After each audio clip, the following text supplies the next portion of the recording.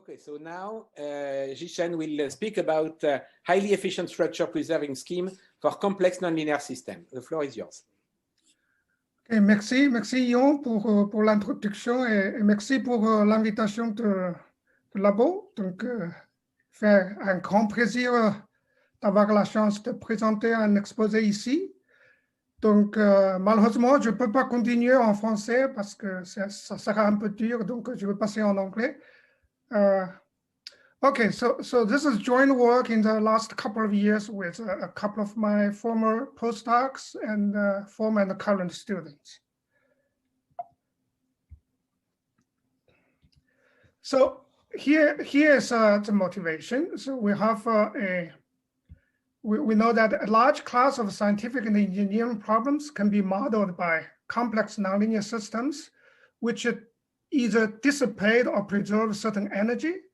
And furthermore, it would also have some other global constraints like mass conservation, surface area conservation, etc., or with certain quantities be positive, preserving.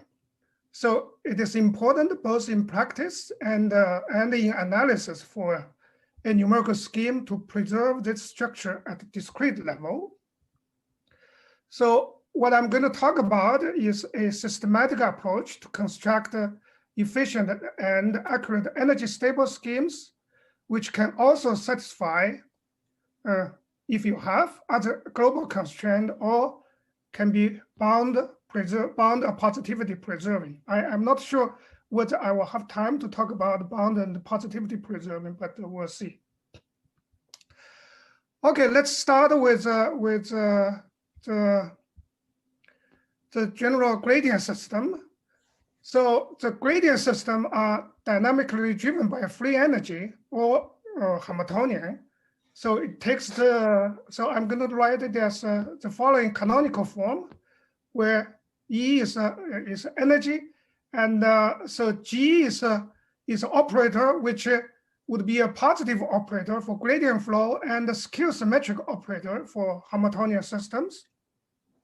So if you take the inner product of this equation with the variational derivative, and then on the left-hand side, you get the time derivative of the energy, and on the right-hand side, you get this term, which is negative for gradient flow, so energy is dissipative, and which will be 0 for skew symmetric operator for Hamiltonian system.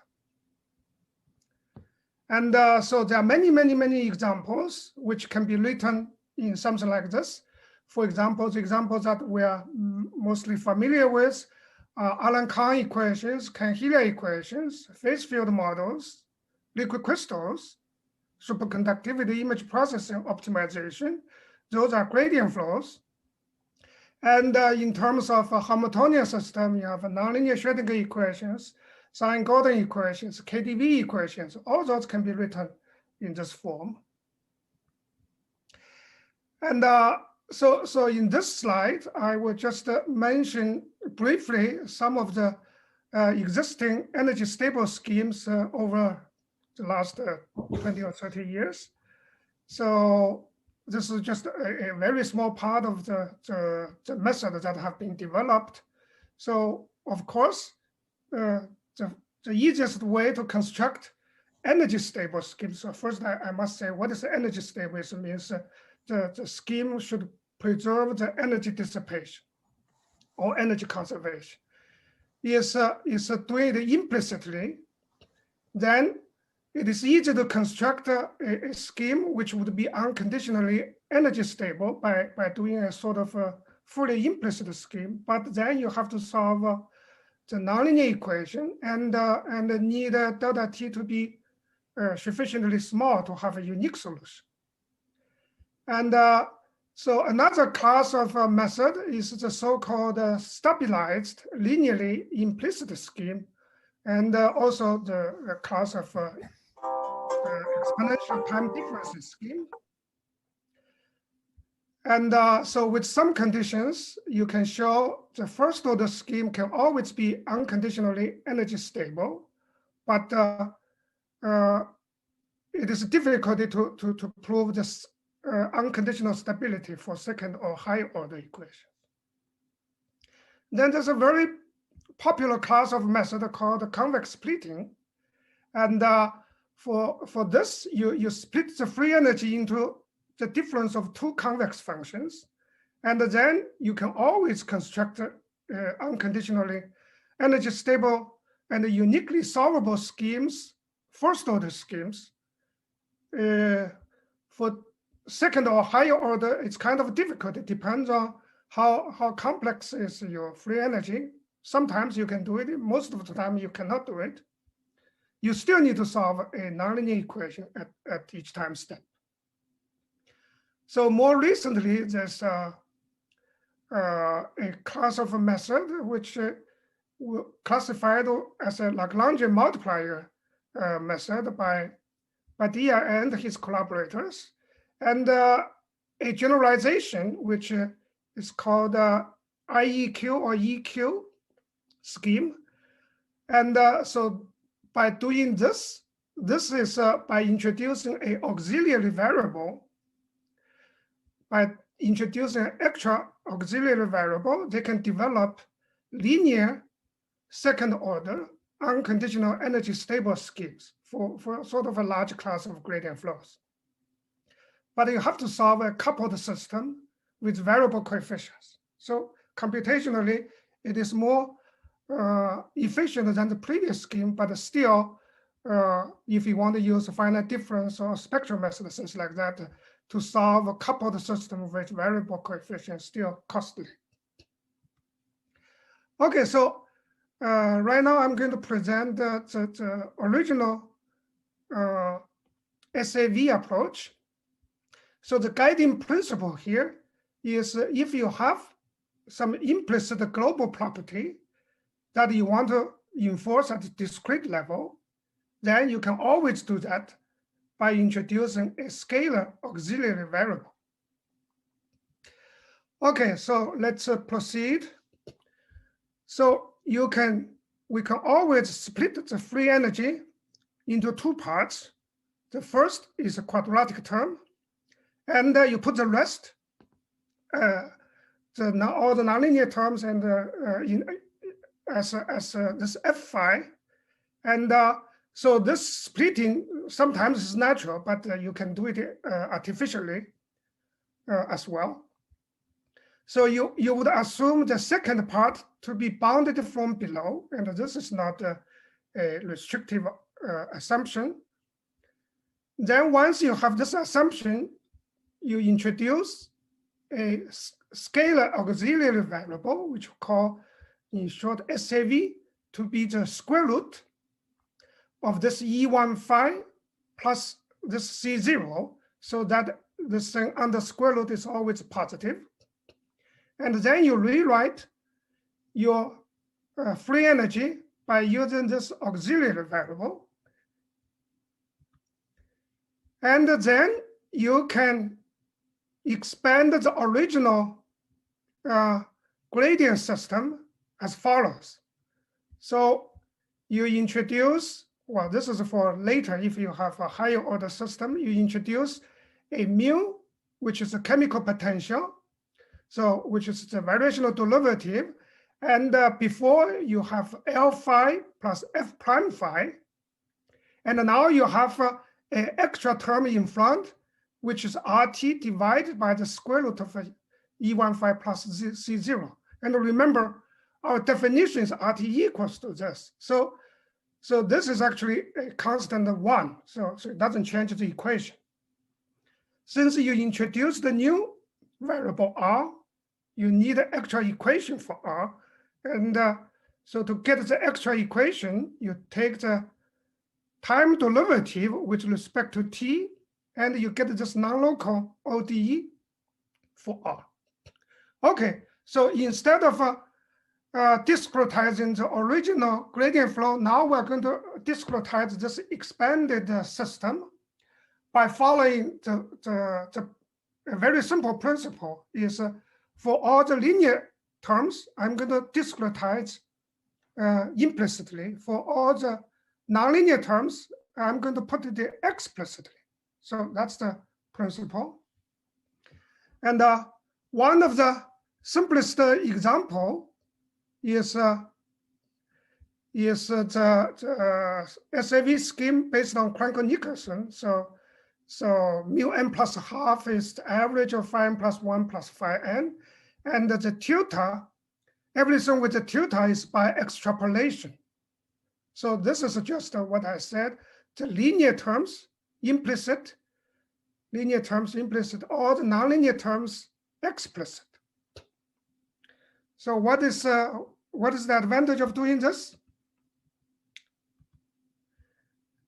Then you take the inner product of the first equation with mu n plus half, and the inner product of the second equation with the negative of the time difference, and the third equation with 2 times Rn plus half, and you sum up the result, you will see that the nonlinear term here and the nonlinear term here will cancel each other. So you get the following identity. You get the following identity, which is the energy at the time step n plus 1 minus the energy at time step n equals to this dissipative or conservative term. So which is exactly a second order discretization of the continuous energy law. So this shows that it is unconditionally energy stable, but not with an original energy, but with a modified energy. So remember, R squared is supposed to be the approximation of the energy.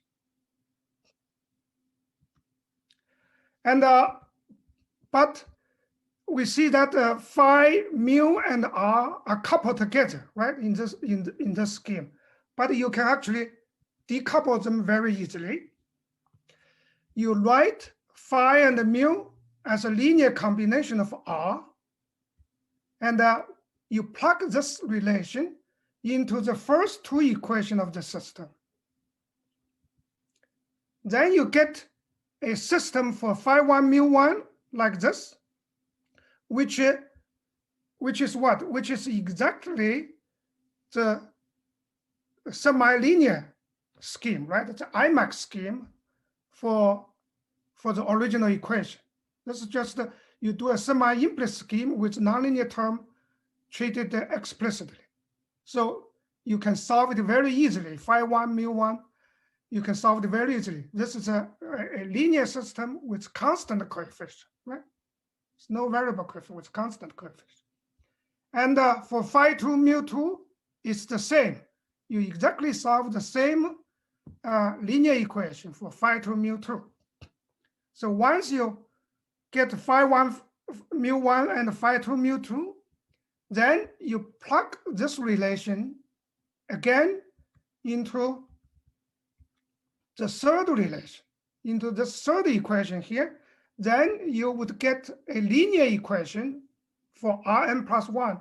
You can solve explicitly, right? You can get Rn plus 1 explicitly from the last equation, and you go on to the next step.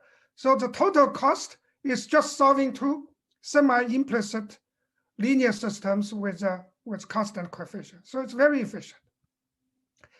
And so what about its convergence and error analysis? So the SAV schemes are still sort of a semi-implicit scheme. So previous error analysis on semi-implicit scheme, which you treat the nonlinear term explicitly, usually you would need to assume that a uniform Lipschitz condition on the free energy, and this is not even satisfied by the double well potential. But since we have the unconditional energy stability of the SAV scheme, we can actually derive a uniform H2 bond for the numerical solution.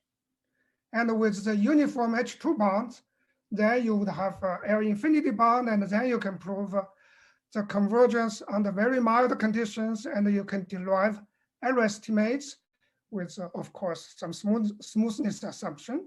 And this has been done for semi-discrete case, finite element case, finite different case, and spectral method, and some other different type of gradient flows. Okay, so this all sounds very nice, but since you have to be careful when you implement this in practice. First is the unconditional energy stability does not guarantee good accuracy when you have large time steps. So it only says the solution will not blow up.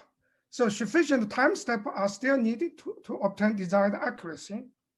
And then how do you make sure you get an efficient scheme? There are two practical techniques that one has to use in practice. The first is a proper splitting of the free energy. This is sort of like a stabilization. And then is the second is use a adaptive time stepping scheme. Okay, let me explain. So what is the proper splitting? So if the nonlinear term, so you see we have a splitting of the free energy, but if the second part is sort of too strong compared to the first part, then you will need very small time steps to get good accuracy. But this usually can be fixed by doing a different energy splitting. So let me give an example. Suppose you have the free energy written like this, as in many situations, Cahn-Hilliard equations, where you have a small parameter epsilon here. So when epsilon is small, then this term can dominate. So, but this can be easily fixed by introducing a stabilization term, a quadratic stabilization term into the first part. And S, you choose any constant, which order one constant. And of course, when you add one here, you have to subtract a similar one here. So you do not change anything, you just add a term here and subtract a term here, and still you can prove that the second part is bounded from below because F5 has higher order polynomials. So when you apply this energy splitting with the SAV scheme, then you can use much larger time steps, still get good results. And here's an example. So this is an example where if you use larger time steps, then the SAV without the stabilization, you get your numerical scheme is perfectly stable, but you get oscillations. You get a garbage solution. But you have, if you add a stabilization term, then you get excellent result. So that's about the energy splitting. And the second is about the adaptive time stepping. So because your scheme is unconditionally energy stable, so you can always couple the SAV scheme with a adaptive time stepping. So let me show you how the SAV scheme would try to keep the scheme to be stable. So here is for Cahn-Hilliard equation with different time steps. You see, for large time steps, the ratio of Rn plus 1 divided by this energy is supposed to be 1. It's very close to 1, so you are fine. But when dt becomes too large, then you see this ratio becomes deviated from 1, and it becomes very small, so that it cannot be you cannot get good solution when this ratio is far away from 1, right?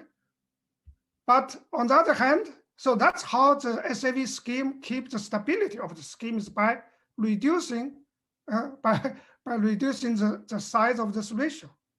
So this the difference with one of this ratio can serve as a simple and effective indicator for adaptive time scheme. But this alone is not enough. You have to couple it with a traditional indicator. And so here's some result for adaptive time scheme for a Cahn-Hilliard equation with a singular potential with constant mobility on the left and variable mobility on the right. You see the energy length, the energy dissipation is very complicated. So you have many places where you would have a sudden energy drop, and that's when you have topological changes in the evolution. When you have topological changes, you have a sudden energy drop, and you see that here's a adaptive time stepping. So whenever you have a large energy drop, your time step has to be sufficiently small to capture this drop, and you can increase your time step from less than 10 to the minus 8. You can increase by several orders of magnitude in different situations. So this can accelerate your computation tremendously if you do it correctly. Okay, so that's about the original SAV scheme. And so what we would desire from the original scheme. So there are a few things we would like to fix. For example, sometimes the second part, it's a difficulty to prove the second part from is bounded from below, or it cannot be bounded from below. And also another question that people often raise is the scheme dissipates a modified energy. Can you dissipate the original energy? And the second thing is the SAV does not have a mechanism to satisfy other global constraints, such as mass conservation and other type of constraints, right? And the next thing is the SAV scheme requires solving two decoupled linear systems, so which is twice the cost of a semi-implicit scheme. Can you get away with just solving one so that you have exactly the same cost as a semi-implicit scheme?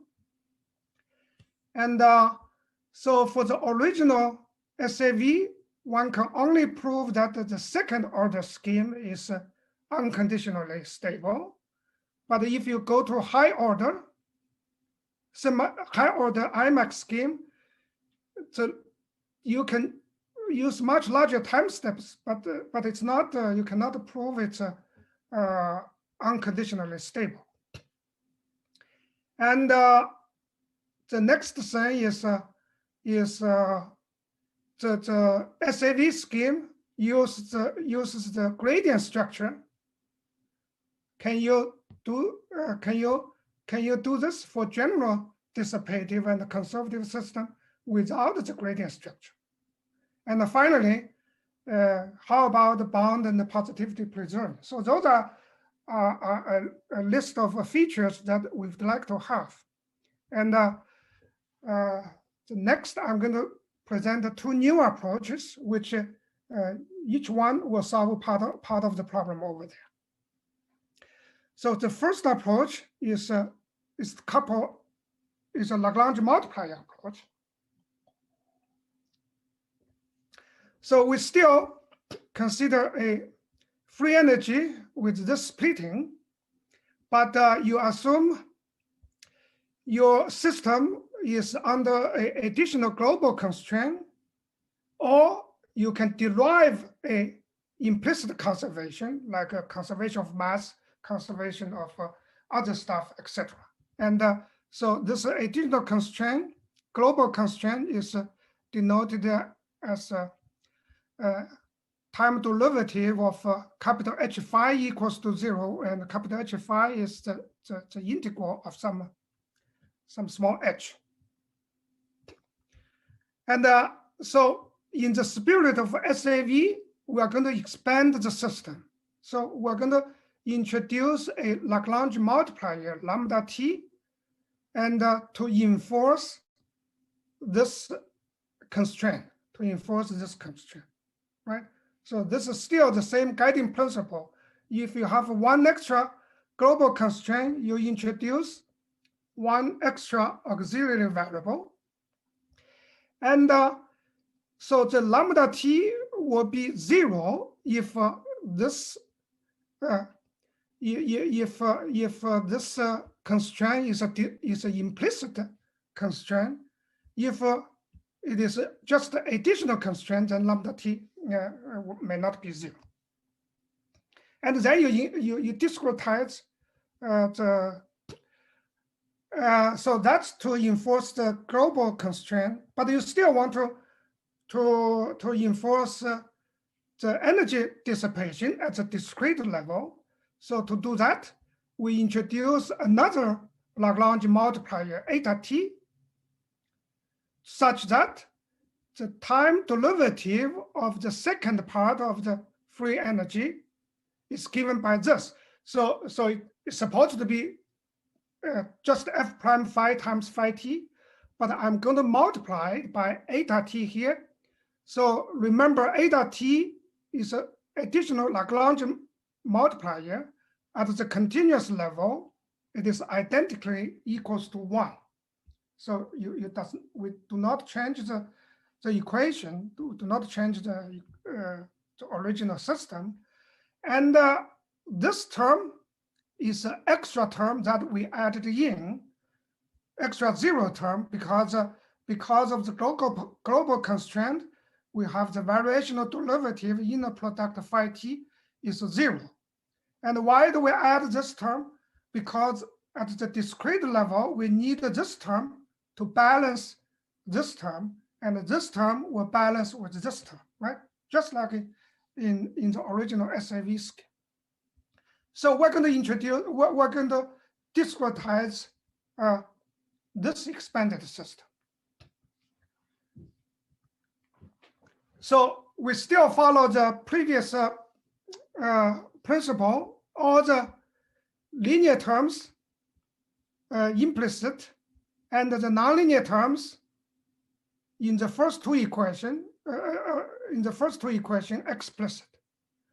But to keep the global constraint, so we have a nonlinear relation here, and we have also a nonlinear relation here. So we split them into two groups. The first two equations are linear, and the second two equations are nonlinear.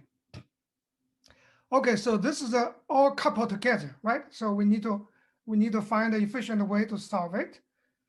To do that, before that, we can easily show, just like in the SAV scheme, if we multiply this by mu n plus half, multiply the second equation by the negative of the time difference, and then you add with the third equation, you will see that the nonlinear terms here will cancel with the nonlinear terms here, and you immediately get this energy dissipation law, right? Discrete energy dissipation law.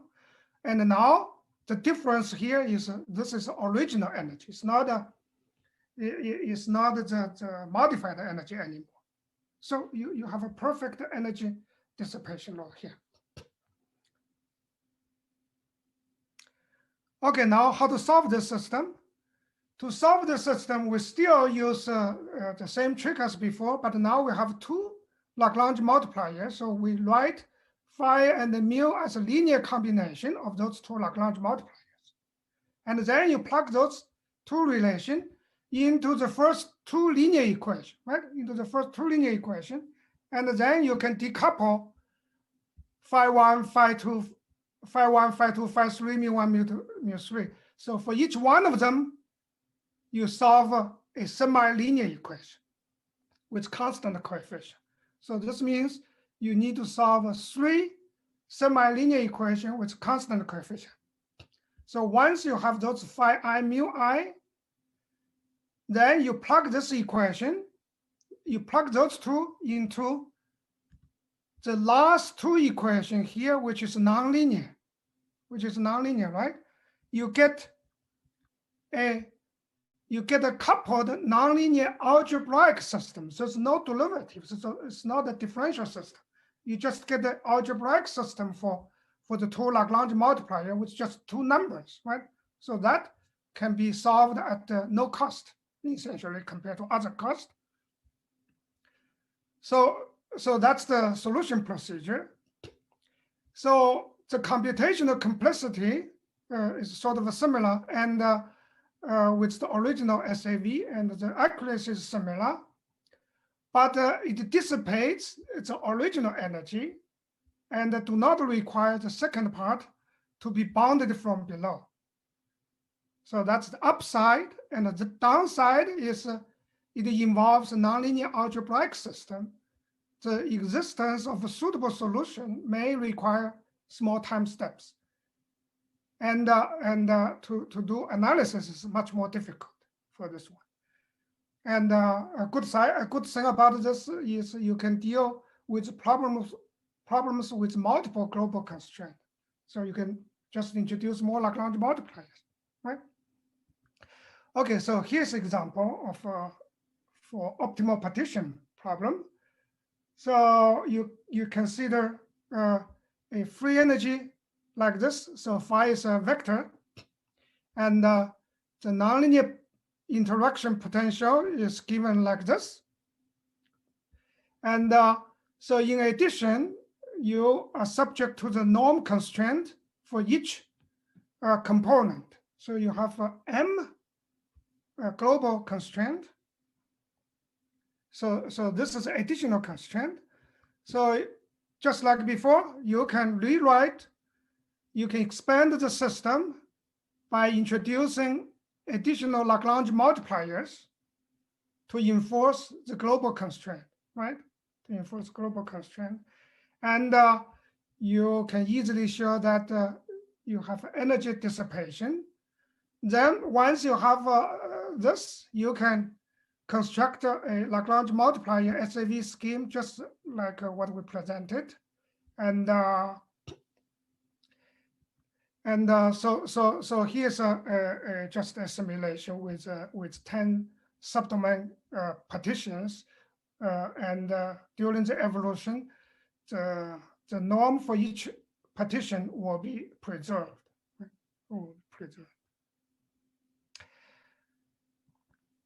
Okay, so that's the first method, and which solved some of the problems for the original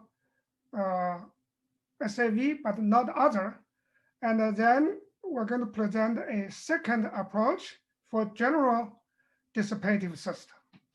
So now we consider a general nonlinear dissipative system written like this, where A is a linear positive differential operator, and F is a nonlinear operator, possibly with lower order derivatives, and we assume it has a energy dissipation law, where G is a positive operator, and of course we assume the energy is bounded from below. Otherwise, it's not interesting.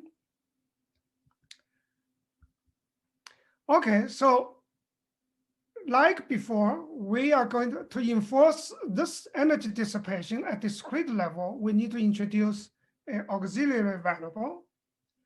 And so here, we are not going to split the energy into 2 parts.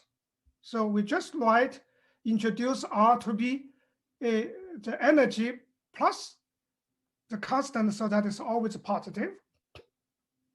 And then we expand the system by like this. We have the original equation, and then we add the energy dissipation. We add the energy dissipation to the system.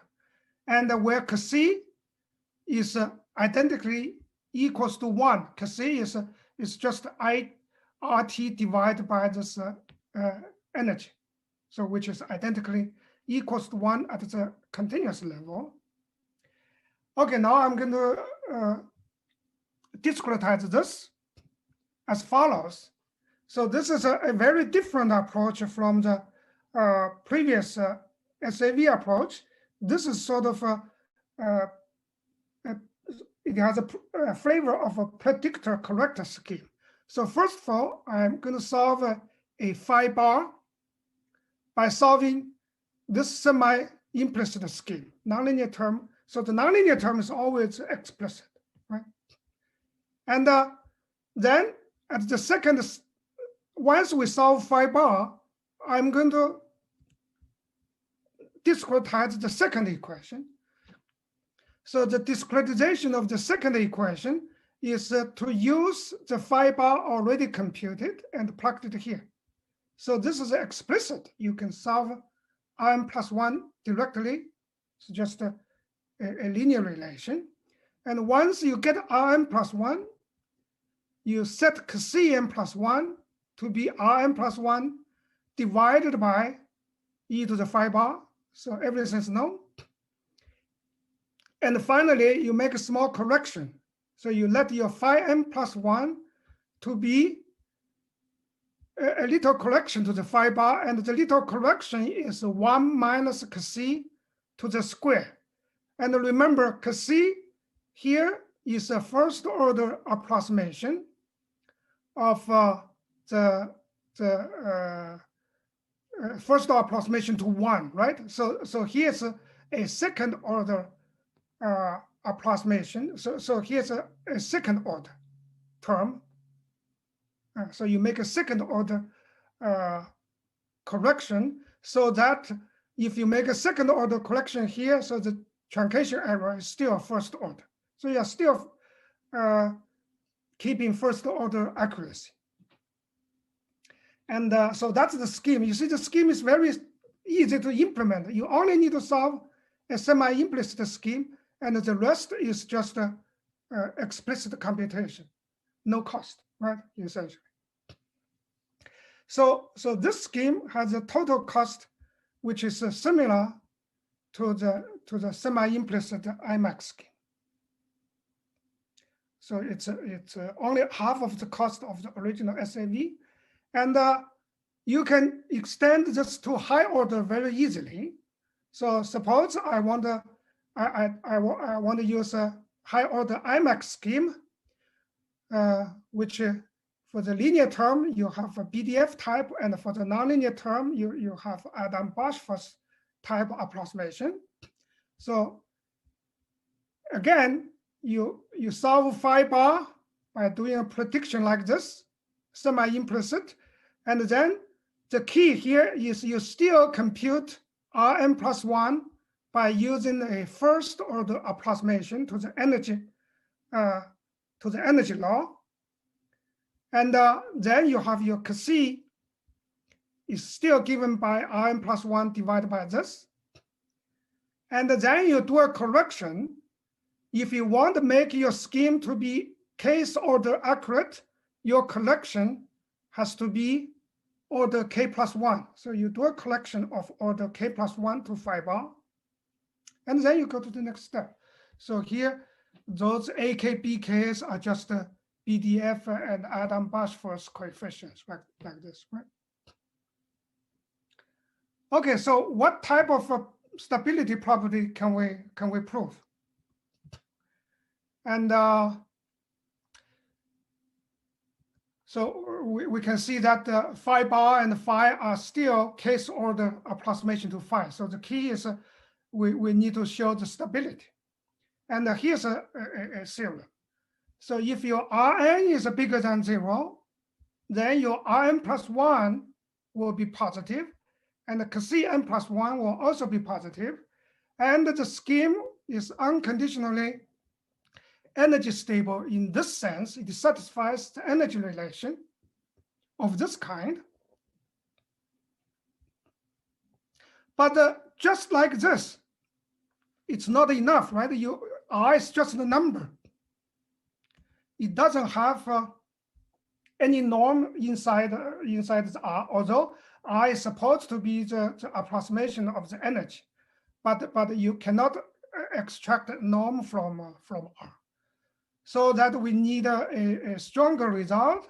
For the stronger result, we need to assume E phi can still be split into two parts, with the second part to be bounded from below, and the first part is the usual quadratic part.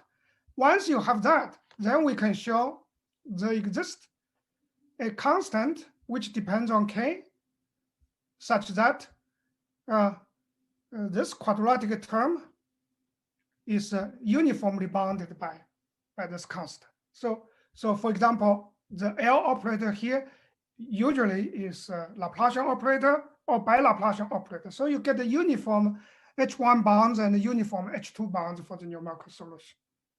So this is critical, right? So without this, just the stability like this, it's not enough for convergence and error estimates. I don't think I will have time to go over the proof, so let's skip the proof. And so here are a couple of remarks about this scheme.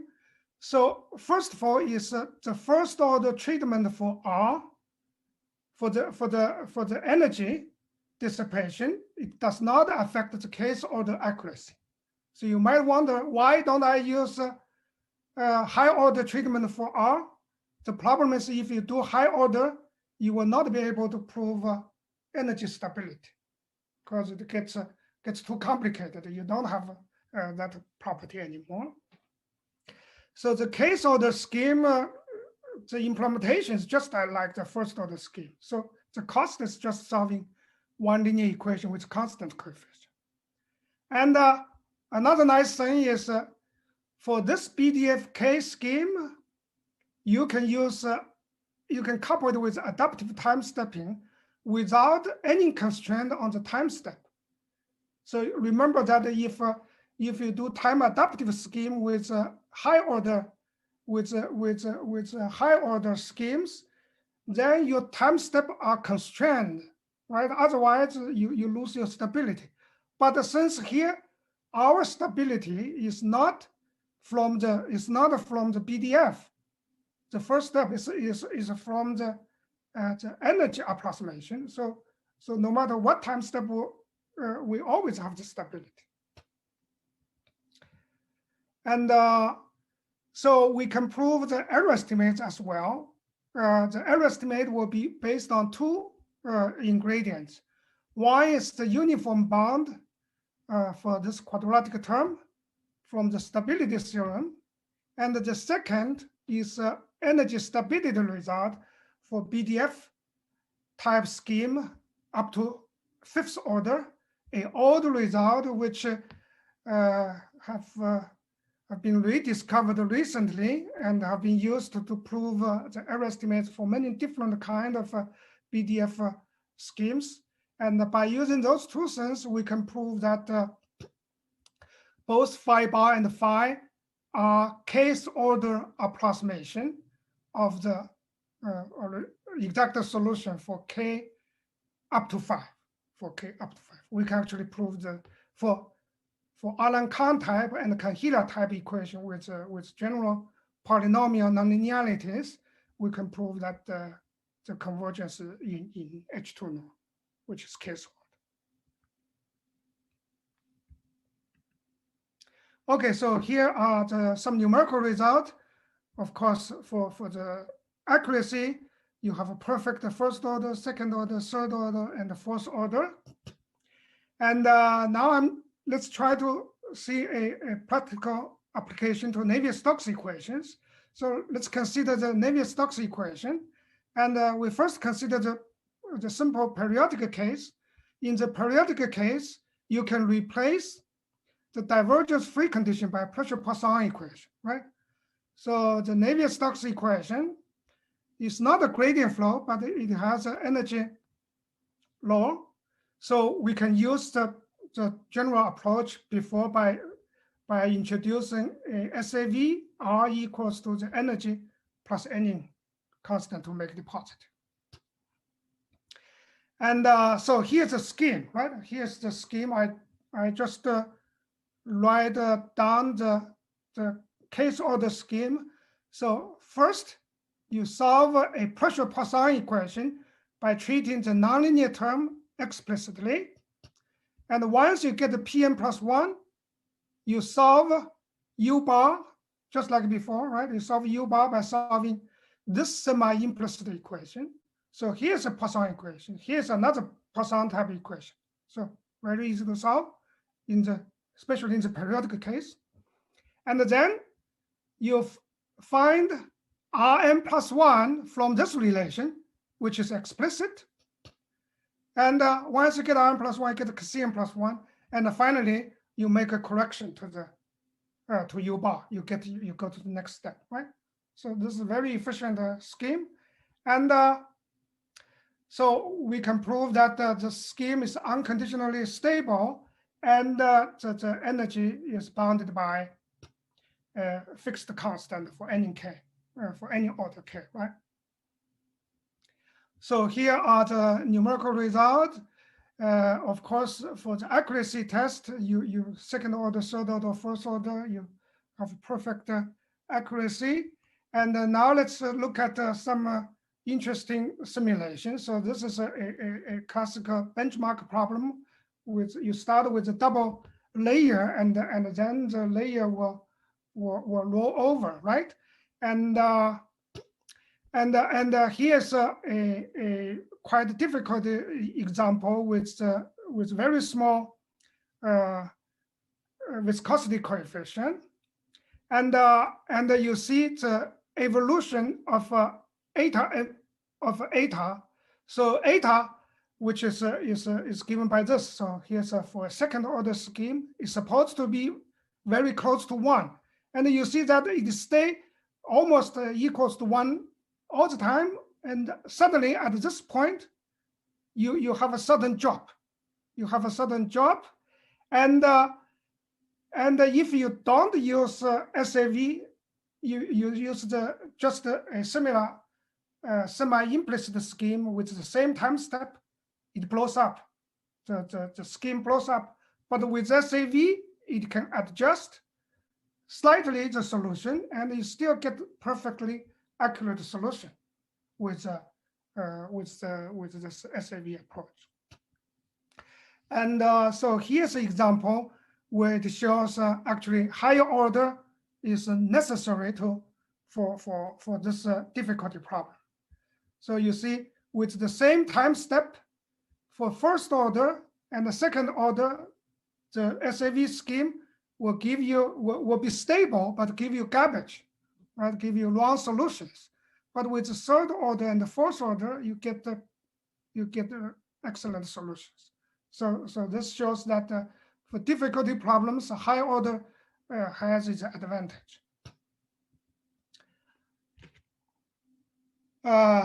Okay, my time is up, and I don't think I will have time for the bound positivity preserving scheme, so I'm going to skip that and conclude.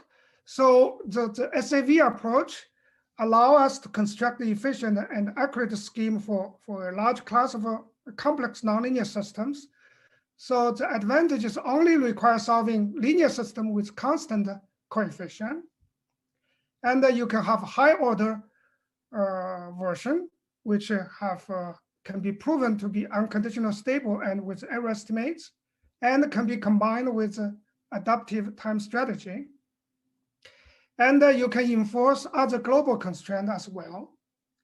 I forgot to say that I only talked about the time discretization, but actually the schemes carries over to any consistent Galerkin type spatial discretization, right? Because you see, when I prove the stability, the test function I use is always the simple test function. So in the right space. So you can couple it with finite element, finite difference with summation by parts or spectral element. You can prove that all those schemes, SAV schemes, are also unconditional stable in the fully discretized case. And so here are a couple of references if you are interested. And I'm going to stop here. Thank you. Okay, thanks a lot, Guy, for this very nice presentation and this impressive series of results. So are there questions? So please raise your hand if you have questions for Guy. We have some times because Guy respected the time schedule. So I have one already. So in the first part of your presentation on SAV models, you presented some result about the adaptivity. Okay, so the adaptivity where there is this ratio that tells you what kind of time step you should choose. Can you go back to the slide? There is no number, so it was difficult to. Yes, it was this. So the next one, or the previous one, I don't remember. There is, yes. So this ratio so tells you how to serve as a simple and effective indicator. You say, okay. Are you sure that it will be enough? It will no, it's not enough. It's not enough. As I said, you still have to use a traditional indicator. Ah, okay. But this is just an additional one. If this is not true, if this is not small, you are sure your solution cannot be accurate. Ah, okay. But this small will not guarantee your solution to be accurate. Okay. Okay. Very good. Okay. Okay. So I see. So François has a question. Yeah. So I would like you to comment a little bit about the positivity, the preservation of positivity. If okay, so the positivity is based on the second approach. So the second approach, you have you have a strategy to construct the energy stable schemes for arbitrary dissipative system, right? But if you want to preserve positivity, one thing you can do is you can make a function transform so that after the function transform, your solution will always be positive and bound preserving. But the problem with this is after the function transform, the equation gets very complicated, right? Gets very complicated. It's very hard to preserve energy dissipation. But with the previous approach, you see, no matter how complicated the equation, it's actually quite easy to preserve the energy dissipation. So for that, you can combine that thing with a functional approach, then you can get the bound preserving, bound and positivity preserving schemes. So that's the rough idea. Okay, I'm not sure I understand, but thank you the same. Yeah, the same is you for example, if you want the solution to be positive, you make if you want U to be positive, you make U equals to E exponential of V, and you try to solve V. Once you get a V, then U will always be positive. Yeah, so but V will have an extra term which will be a quadratic gradient, if I don't mistake. That's right. So you are going to get a complicated equation, but that complicated equation can be dealt with. So I don't have time to get into the detail, but that's the rough idea. Okay, thank you. Bruno? Yes, I have two small questions. In the core of the presentation, you said that to compute Rn or Rn plus 1, I don't remember, you have to solve an algebraic equation. But in the conclusion, it was just a linear equation. So I missed. Is it algebraic, meaning non-linear, or really non-linear, or is it linear? Because of course it is important. So there are two types of schemes. For the scheme for the original SAV and for the new approach for general systems, it is a linear system, totally linear. But for the Lagrange multiplier approach, you have to solve an extra nonlinear algebraic system. Okay, and is it sure that this algebraic equation is well posed too, or you can certainly prove that for delta t sufficiently small, it will be well posed. But okay. And I have another small question. Thank you. So you have to fix the constant C0 at the beginning of the simulation. That's right. Yeah. So it means that the results depend. They depend on C0, of course. What is the dependency? Well, you can say it depends on C0, but in fact, if C0 is not like 10 to the power 100 or something like that, it's not going to affect the result. What we did is just in the free energy, we add C0 and minus C0, so it doesn't really matter. Okay. So for the first order approximation, it makes some difference if the C0 you choose is too big. But for second or higher order, the C0 doesn't really make any. Okay, so you say that for reasonable C0, it doesn't depend that much on the chart. That's right. Yeah. Thank you very much. Okay. Benoit? Yes, hello, Xi. I had a question just about the very beginning. You choose this R to be the square root of the energy, which in some sense means that you have in mind that the energy is always the square of something, which is true for many problems, but not always. So if it was something more in LP, is there any variant of it where you... Yes, that's a very good question. So you don't have to choose to be the square root. It's only the square root which give you a totally linear scheme. If you choose some polynomial power, you can still have the scheme, but you will get a nonlinear relation for R.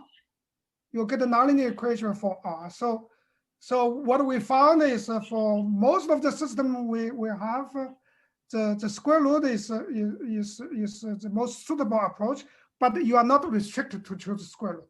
That's a very good question. You can generalize to other functions. Okay, thank you. No more questions? So maybe I have a last one concerning the Navier-Stokes problem. So I didn't see where the divergence-free condition is satisfied. Oh, I consider the periodic case. In the periodic case, the divergence-free condition can be replaced by the pressure-Poisson equation. So because you are in the periodic case. Okay. Yeah. And if in the non-periodic case, you can still use this approach, but then at the discrete level, the divergence-free condition is not exactly satisfied. Okay. And so how do you handle this? Because of course this will be a reason why the solution will drive out of what it should be. Yeah, that's why in the non-periodic case, you don't want to do this because you don't have a boundary condition for pressure. You cannot do this. So you still have to do it either as a coupled way or use a sort of a projection type. And we are working on this right now. So. Okay, very good. Okay, thank you, G. Some other questions? No. So I think we touched the end. Thank you again.